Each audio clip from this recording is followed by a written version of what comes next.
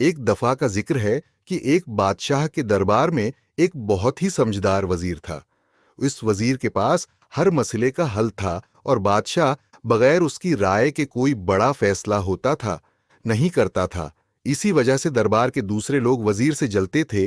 एक दिन बादशाह ने वजीर से कहा, तुम बहुत अक्लमंद हो, लेकिन तुम्हारा बेटा बेवकूफ है और उसमें कोई समझदारी नहीं। वजीर को यह सुनकर बुरा लगा और उसने पूछा, हुजूर आप ऐसा क्यों कहते हैं? आपको क्यों लगता है कि मेरा बेटा बेवकूफ है? बादशाह ने जवाब दिया, हर सुबह जब मैं अवाम से मिलने बाजार जाता हूं, तुम्हारा बेटा वहां मौजूद होता है। मैं उससे रोज पूछता हूं कि सोना ज्यादा कीमती है या चांदी, और वो हर बार कहता है कि चांदी ज्यादा कीमती है। ये सुनकर दरबार के सब लोग हंसने लगे और वजीर को बहुत शर्मिंदगी हुई।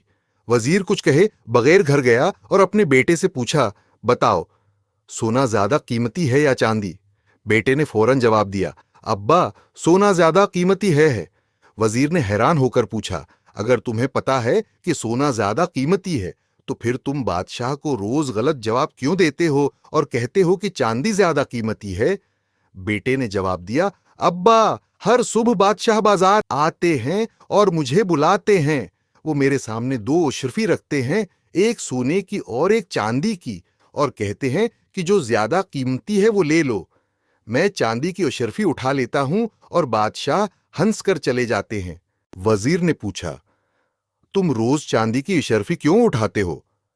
आज की वजह से पूरे दरबार ने मेरा मजाक उड़ाया। बेटे ने अपने वालिद को अपने कमरे में ले जाकर एक डब्बा खोला जो चांदी की अशरफियों से भरा हुआ था।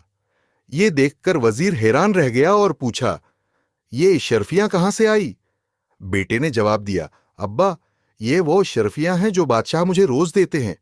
जिस दिन मैं बादशाह को सही जवाब दूंगा और सोने की अशरफी उठा लूंगा, वो मुझसे ये सवाल पूछना बंद कर देंगे और मुझे रोज चांदी की अशरफी नहीं मिलेगी।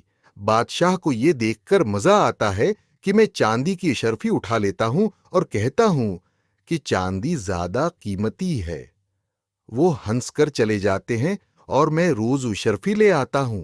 ये सुनकर वजीर को अपने बेटे पर फख्र महसूस हुआ और समझ गया कि लोग उसे बेवकूफ कहते हैं, लेकिन उसकी हिकमत को सिर्फ एक अक्लमंद इंसान ही समझ सकता है।